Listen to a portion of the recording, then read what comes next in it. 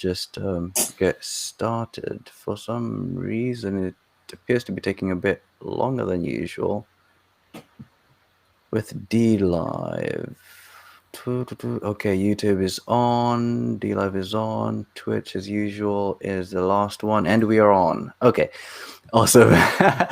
Cool. Okay, so thank you guys for actually turning up here to have a conversation about design thinking and the importance of just sort of like having an open mind in terms of the audience who we are reaching out to, in terms of the guys in the community, the guys and girls who will actually be able to build stuff right locally, solve problems and stuff. So yeah, I am A. Welcome to Proto. I'm joined today with James and Roberto from Gimbal Labs. If you don't mind, James or Roberto, could you just expand a little bit about Gimbal Labs and sort of like what the intention is there? Oh, please, James. I was going to punt to you.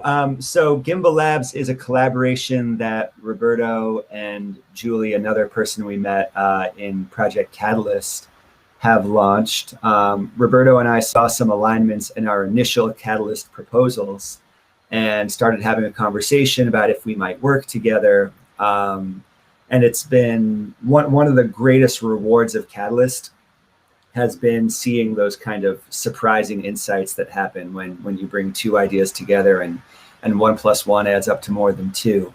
What we're trying to do with Gimbal Labs is create the widest variety of ways for people who have some interest in Cardano to participate with it, whether that's by building stuff, whether that's by local outreach. Most likely it's by some combination of those things and the way we talk to even our friends and family.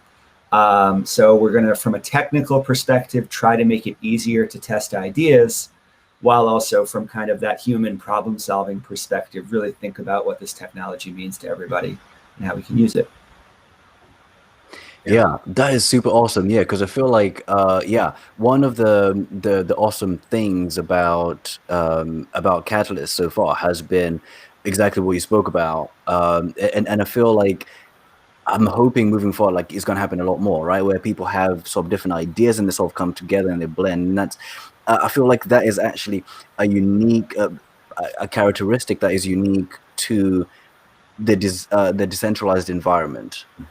Does that make sense? Well, and essentially this program that we're doing right now is another extension of that same thing, right? So once Gimbal Labs had gotten its feet on the ground, one of the things we decided to do was to start having these weekly meetings where we talked about problems.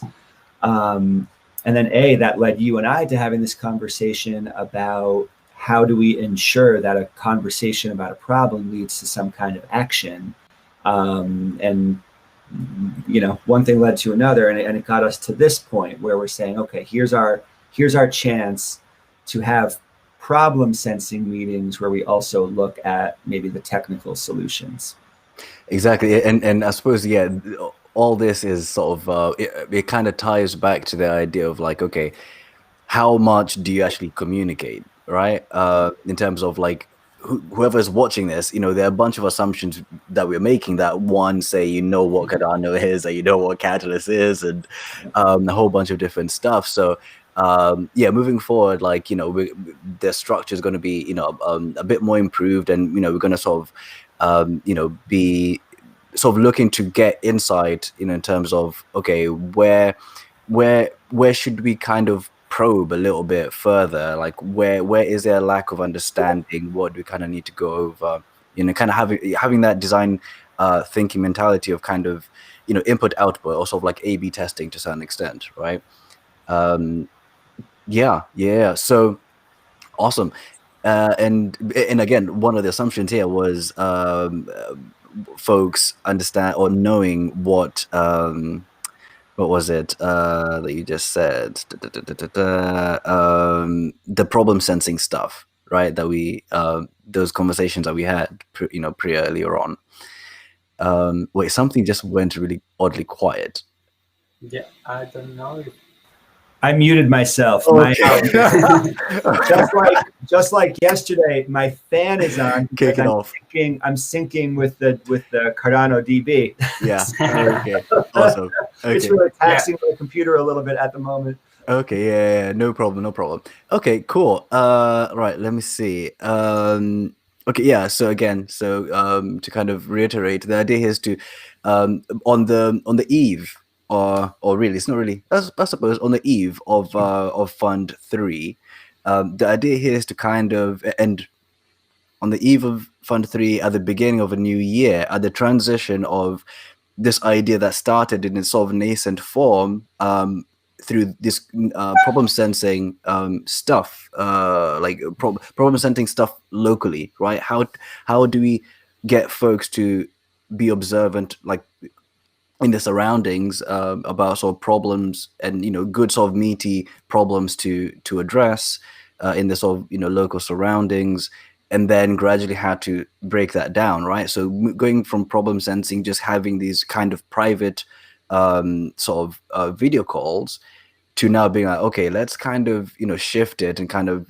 put it on steroids a little bit, and have these conversations in a sort of more structured environment, where it might have fewer people, sort of on video, sort of communicating back and forth, but we'll have sort of the richness, say for example, of interacting on a shared document like on Figma, and having this idea of going sort of back and forth between the front end and the back end, exploring sort of big picture ideas like say DIDs or tokens, etc.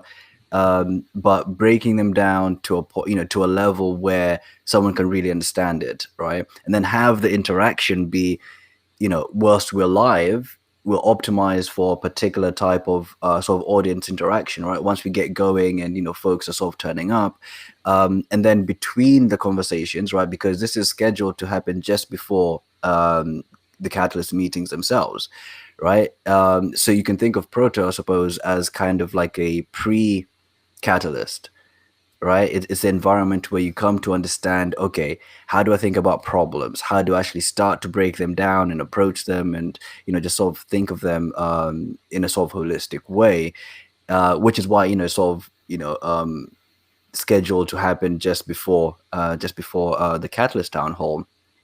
So in thinking about all of that, like, it's quite important to understand. Okay, and I've completely lost my track of thought. What was that link that you just put in? Well, but I can't hear you. Sorry. Was that my fault? I'm sorry for distracting you. No. I realized that we want this link here. So, Yeah. sorry. That does make sense. Yeah. Okay. So yeah, design thinking. Okay. Yeah. So now on the eve of Fund 3, on at the beginning of a new year, I was hoping that we could kind of look back at Fund 2 and have a conversation about what we think could actually say be improved. What we think worked, and what we think could actually be improved, kind of thing. And just before we actually started going live, we actually spoke about there's a whole bunch, and Roberto was actually in the middle of saying something really interesting. I hope I didn't put you off too much, your track of thought, and you do remember where you are at.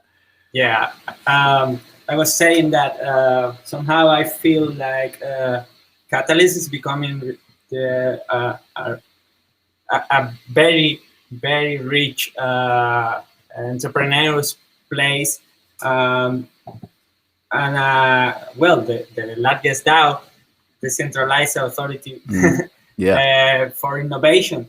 But somehow with these fun challenges, discussions we are all the time focused on specific new challenges. But from an entrepreneur perspective, I feel the lack of thinking on how are we going to fund projects that got already funded on previous rounds, because honestly, no venture capital funds for well, maybe maybe they found for 3 months to build some proof of concept. But if you really want a project to be alive and to get to the point that it breaks even, that it becomes profitable and sustainable, you need a longer term investment. So yeah, that's when I think on new challenge, I think on the challenge on how to evaluate previous projects that were funded and how we can establish some kind of criteria to not only say that they accomplished the mission of having a return of intention, but also if it was the effort and the resource to go on. That's why in my first proposal, I frame it like I will launch a ballot to ask the community what to do with the remaining funds, if there is any, from the infrastructure, because my proposal I needed to ask for resources for servers. Maybe we burn all of them in servers, or maybe we burn just a little and we can reuse the funds to do another thing, because what we planned made no sense. So that's a conversation I'm missing from Catalyst. Cool. That's really interesting. So in a way, sort of like with these things, it helps to look at what I hate to use the word replace, but what has come before it, right? So for example, with what you just mentioned there, within venture capital, sort of angel investing, within the legacy world of investing, you have the system, which is, you have sort of seed funding, right, which is sort of like really, really early age sort of / bootstrapping stage, and then you've got series A, B, C, etc. And often sometimes some if you invested early, you get preferential ways to sort of be included in later rounds and so on. So I feel like actually you bring up a really good point, which is we could possibly benefit from kind of looking back at that and understanding sort of the game mechanics, sort of theory behind that, and how that sort of influences people's long-term and short-term thinking, as well as just community like creation and sort of forming of bonds kind of thing, if that makes sense. Yeah. So James, how about yourself?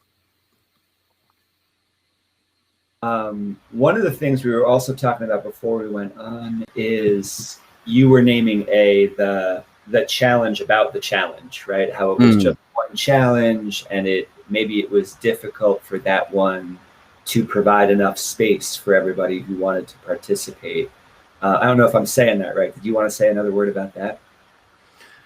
Yeah. Okay. So I think it's okay. I'll kind of zoom out a little bit, right? So far in Fund 2, so far in Fund. So Fund 1 was different to Fund 2 in that there wasn't actually money that was involved, like real sort of monetary value at stake, so to speak.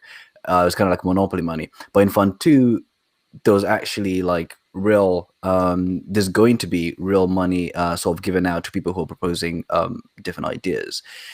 And from my understanding, I mean, James, you took part in Fund 1. I might be mistaken on this, but I feel like the challenge for Fund 1 was exactly similar to the okay, thank you, which was around how do we create an environment, how do we incentivize developers and entrepreneurs to develop on Cardano within the next 6 months. Something along those lines was a challenge for both Fund 1 and Fund 2.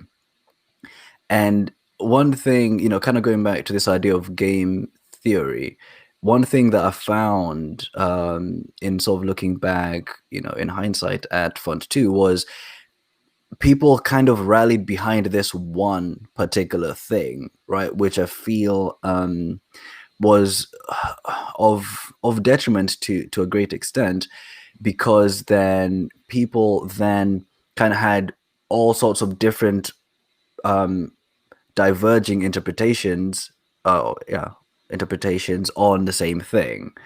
And this then had subsequent effects on stuff further down the road, right? So when it came to reviewing, when community members volunteered to be reviewers, to basically sort of, or what was the term? Was it advisor or reviewer? That's right, community advisor. That's it, yeah, community advisor, which basically fundamentally, was about having a look at proposals and sort of rating them or giving feedback in a way that's actually incentivized, right? So like that bit I really liked in that, people actually monetarily incentivized to come along and sort of filter. But what was interesting about that is that by and large, from the folks who I've spoken to in Fund2, the people who actually proposed stuff, the people reviewing were quite short-term minded, and it was apparent that the challenge was being interpreted in really different ways that conflicted with the understanding of what the proposers actually understood the challenge to be. And so in thinking back on this, like one of the things I think could possibly mitigate this particular sort of adverse effect is having more than one challenge, which I think now in Fund3 we're going to be having more than one challenge, and having it be quite specific in terms of like sort of communicating what the hell the challenge is, because otherwise then we have this weird effect of people, as I put it before, people sort of touching a different part of the elephant and describing it and saying, no, this is the truth, this bit that I'm touching, this is a truth. So I think one of my sort of takeaways from Fund2 would be that like really thinking about the challenge, because it's so core to it. Now obviously the advisors illustrated a particular aspect of the community. Now when it comes to voting, whether or not as we're going to find out in a few hours, whether or not this kind of short-term minded thinking translated into the voting stage, I'm really curious to find out. Like, I really do not know what way it's going to go, right? One of the ways that I think, or I'm hoping, is that folks who say had a bit more capital in the ecosystem had perhaps the time to consider different proposals and have a look at them and be a little bit more long-term minded and put their weight behind those projects. And so we'll possibly be surprised when it comes to the actual final count, because I feel like maybe people who put themselves forward for being advisors, it kind of correlates with a short-term kind of mindedness with, say, people who are like, oh, like if I could get like $40 or $50 for just giving a review, that that much money will make a difference in my life, kind of thing. So it kind of speaks to kind of does that make sense? Like, yeah, go ahead, Roberto. I think that's a key. I was thinking that well, I'm a true believer of the wisdom of the crowd. Maybe what we are feeling in this Catalyst first round is that we are again on an echo chamber in a not so diverse ecosystem to evaluate, and I would love to have some kind of incentive for people outside of the community, not only for voting with actual ADA, but maybe to receive ADA, being a newcomer to Catalyst, and just put another variable in the equation of thinking of this. Yeah, yeah, yeah, yeah. Don't know how we could achieve that, because that's in the end that's the ultimate goal of Catalyst.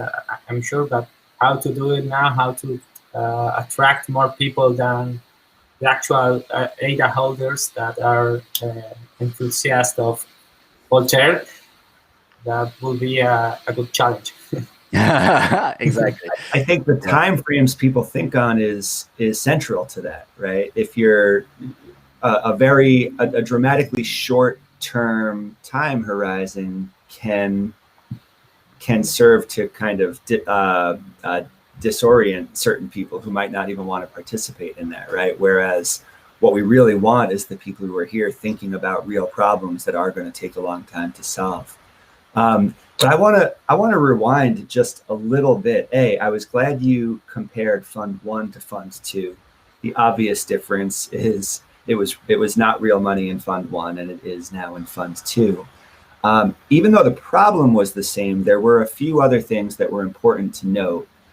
One is that during Fund 1, it was just 50 people, and you can't draw conclusions about how 1,000 people are going to interact with each other by a sample size of 50, right? When all 50 people knew each other, there were real conversations in a Telegram chat every day, right?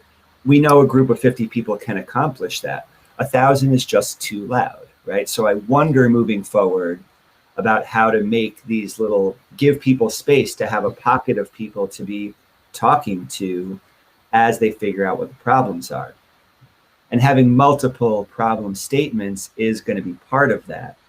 But the other thing is this really unexpected thing. And I think it's important as a community that we remember the history of what happened at the start of Fund 2. At the start of Fund 2, it was clearly laid out that week 1 was for discussing the problem statement itself, collectively interpreting it together, right? Making points about it, thinking about what it might mean. And a dramatically small fraction of the community chose to engage with that step in the process, right? There was a lack of clarity, maybe. And there was the fact that the system for proposing problem interpretations is very similar to the system for actually proposing projects that you want funded, right? So perhaps that wasn't clear to people.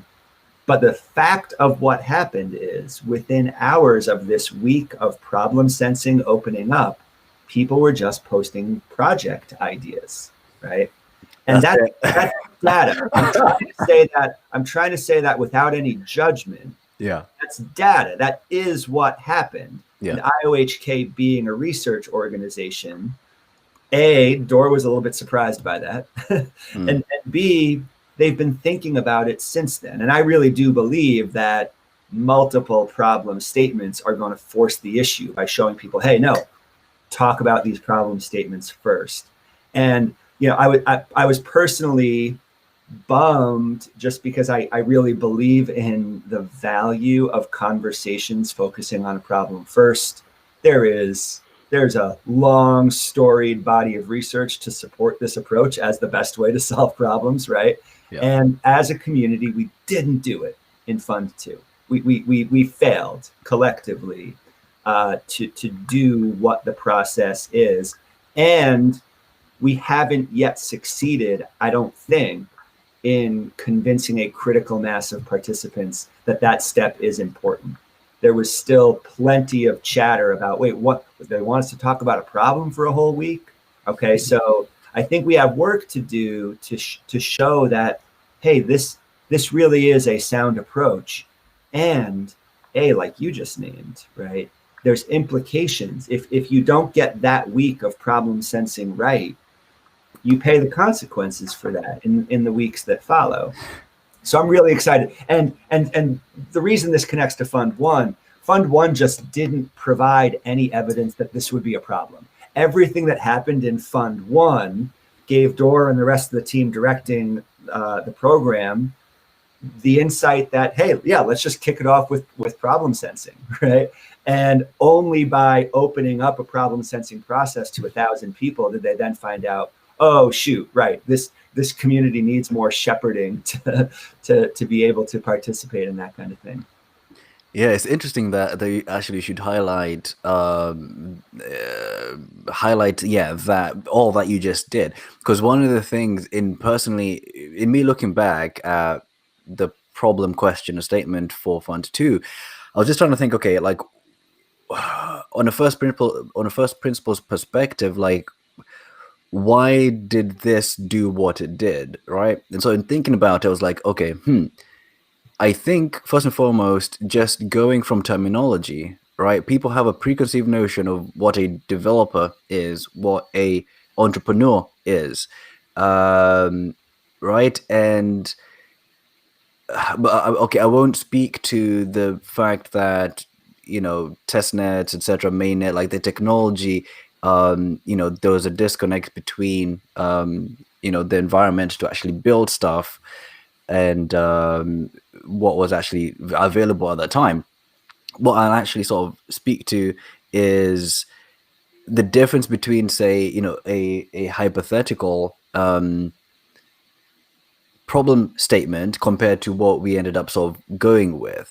I feel like what the downsides for what we ended up going with was, actually, I'll start with the upsides. I think the upsides, it led to all these all these downsides that we're talking about, like your comparison to to number one, or to Fund 1, and scale, right? Going from 50 to 1,000. Right, that's one of the things they presented. The nature of problems, right?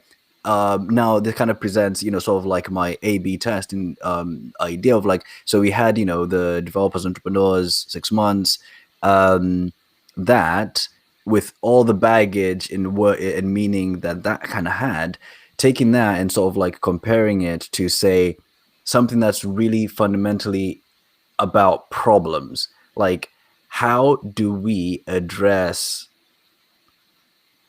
think about challenges and problems, and just having it like be that wide open and just weird, right? Then that would actually have allowed for people naturally, as you said, to just bring the projects which they already had, as opposed to thinking of new ones, but also enable people to actually like think of new ones and be like, oh, right, exactly, and sort of put their sort of design thinking hat on and be like, oh, okay, actually locally, what's a problem that I think could benefit from, I don't know, the secret creating nature of crypto, or the incentive structure of crypto, all these sort of like different aspects, just kind of having it be really open, but about fundamentally problem solving, and how do we then frame the challenges moving forward.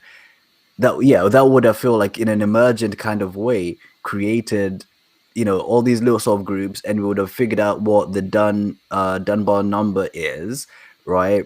All these sort of like little problems which people went off and sort of decided to create. And then perhaps once we got to the reviewing stage kind of thing, the way we sort of tie it would be also the metrics that we sort of put to all these kind of diverse ideas is, okay, how much of a return on investment and learning can the community make at this point in time, right? Because if we look to history,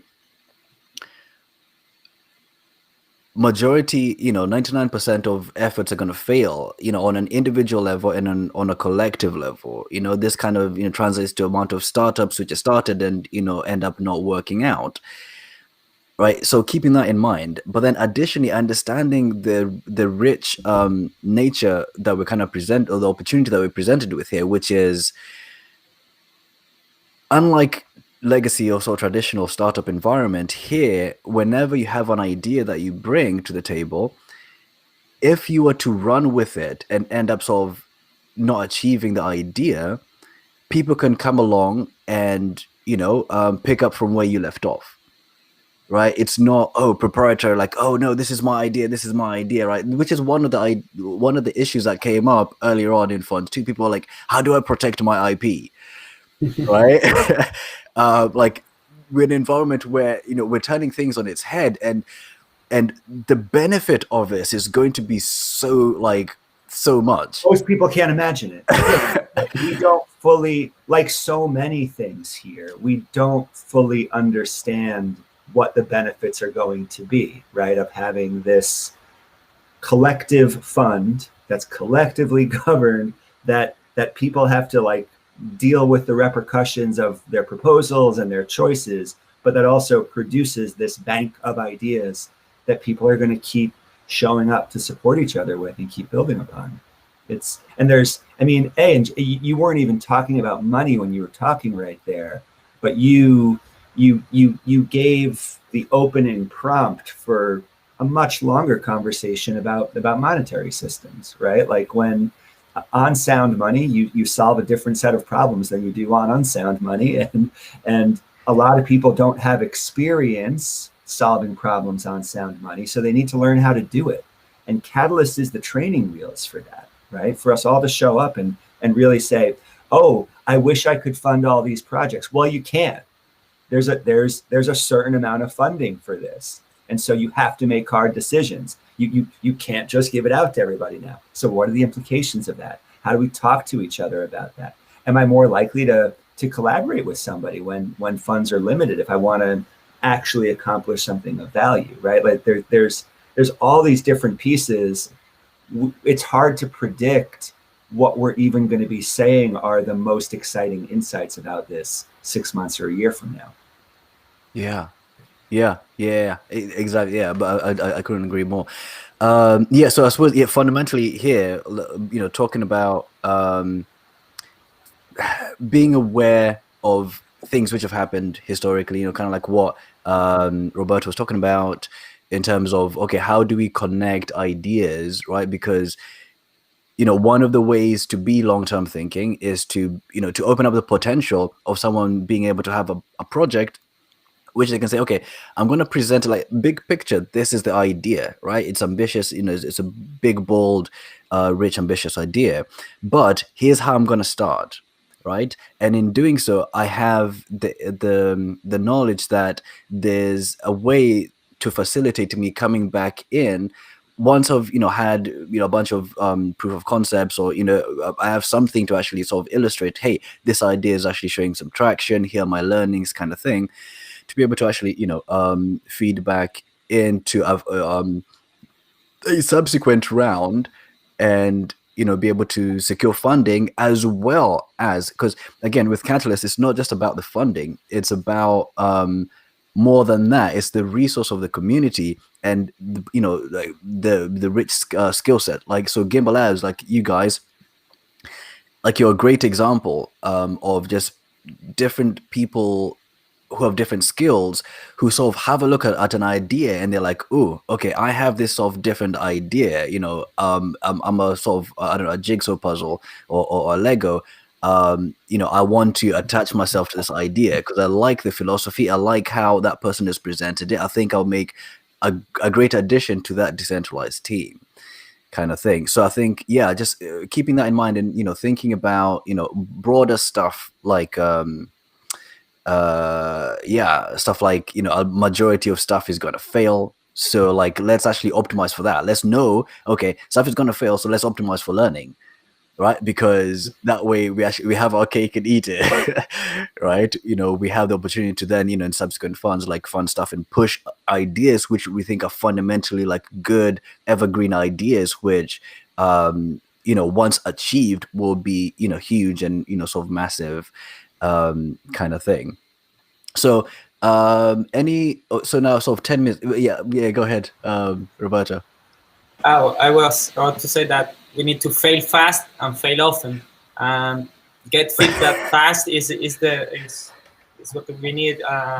And fail in a community, like fail fast and fail often. Those have been done for a long time by closed groups of people, right? We have, what's new is we get to do those things.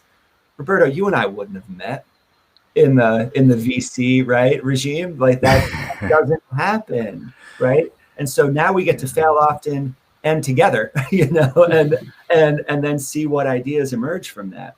And I mean, a somewhat silver lining to the dark cloud that has been the pandemic is the fact that now people are shifting to not just working from home, but like, we're on different like continents of, about probably, I think.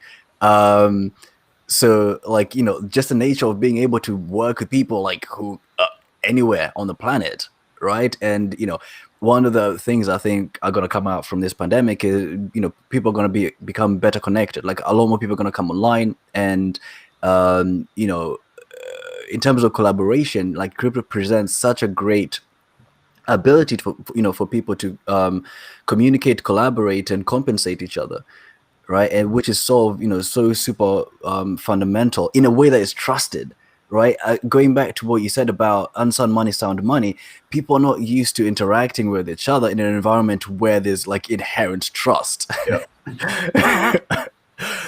Right, where you're starting to work on a different level without sort of having to suss out for like different stuff. So oh wow, now So speaking of, we have to tell people how to join us here, right? Now that we have these systems and this trust, what are we doing with Proto? Yeah, exactly. Okay, yeah. So Proto is on Cast. So Cast, ironically, well, not really ironic, but Cast, was an idea that I put forward to solve the problem of content creation and consumption, or basically information dissemination within not just Cardano. I was starting out in Cardano, but to sort of address the wider crypto community and the crypto potential, right? The opportunity that presents. And in so doing, the alternative so far has been, say, to create, a little like YouTube channel where, you sort of try and, do your thing and sort of communicate, oh, this was announced on Cardano, the Cardano price is doing this and that kind of thing. The issue with this is that fundamentally, actually, the model there, right, on YouTube, it's very difficult to have a diversity of opinion in a way that doesn't compromise the viewer's sort of time, right? Having all these sort of disparate channels, and again at the same time, because of this kind of split nature, you have a problem monetizing, right? So a content creator cannot be able to have the peace of mind, with the sort of resources, money, etc., secured to be able to actually like create content which you can be able to trust, because there's a minimum on the best vertical in terms of video sort of communication online, which is YouTube, which you can be able to monetize, right?